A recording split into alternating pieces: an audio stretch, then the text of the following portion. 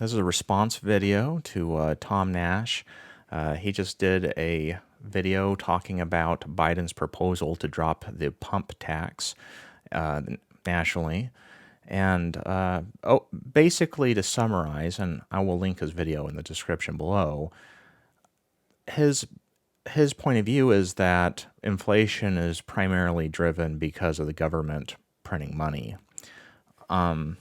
This isn't a bad point of view, but inflation has two sides. I mean, you have demand side of the equation, and you have the supply side of the equation. And the fact is, there's only so many gallons of gas to go around, and so it just doesn't matter how much money that is or isn't in the system. There's just not enough gallons of gas available. So Tom's perspective is that by dropping the pump tax, that the government will actually be encouraging inflation because they're going to have to print more money, and that it's not going to actually lower the price of the gas at the pump.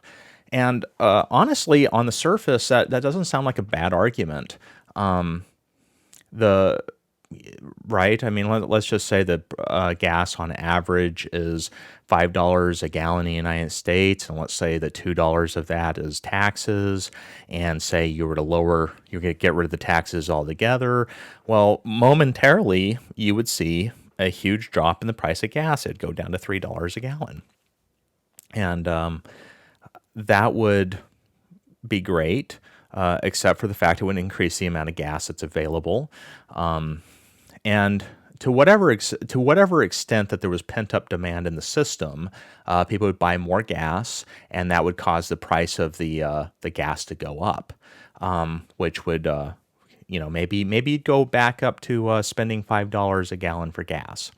And so you have this argument that maybe that doesn't really fix anything. So that's a pretty good overview of the demand side of the argument. However, let's consider the supply side of the argument for a minute.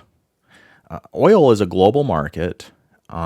Fortunately, America produces a great amount of her oil for herself, and so we have the advantage of buying quite a bit of our oil from domestic suppliers. But still, we get quite a bit of our oil from abroad, and we are having to bid against global competition for our oil supply.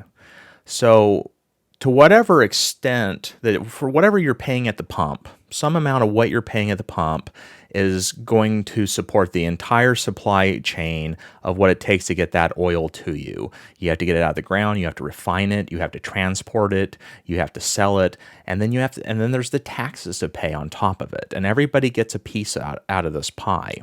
Now, if the government chooses not to take a piece out of the pie, that leaves more pie for everybody else and everything else in this entire process.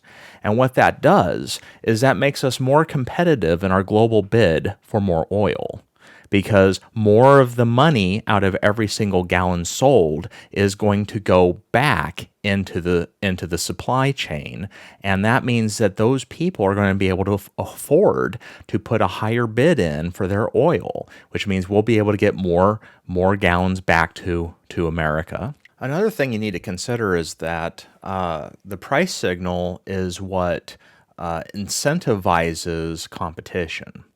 The higher the price of a commodity, the more incentive there will be for people to enter into that game to bring more supply online.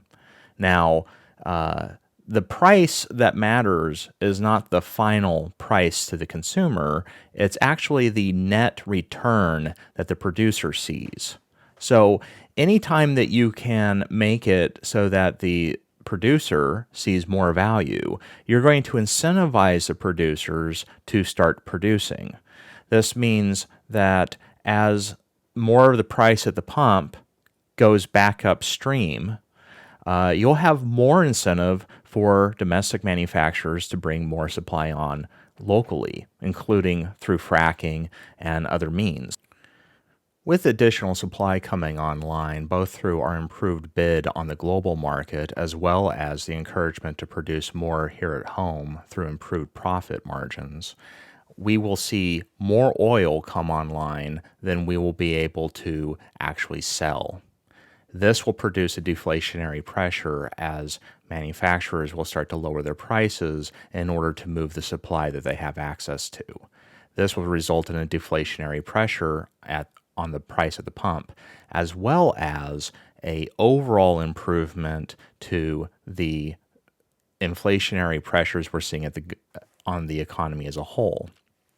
The reason for this is because of the fact that energy is a main input for everything that we do. Oil is the lifeblood of the modern economy.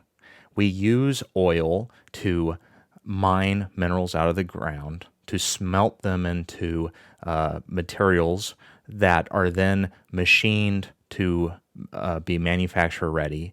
And we then transport those over to other locations to manufacture consumer goods that then have to be distributed to distribution centers and warehouses that then have to be trucked over to stores, and then consumers have to travel to go get those items, to say nothing of everybody's commute and everything else that goes on in the economy that requires oil. So that means if we want to actually fight the stagflation, what we have to do is we have to bring supply online. And the best way to bring supply online is to incentivize suppliers to do that, to make those investments, to make sure that they have the money on hand to do it, and the incentives are aligned for them to do it, and that the government is out of their way. So I believe that it's actually a good idea to remove the tax from the oil that we're using to power the entire economy.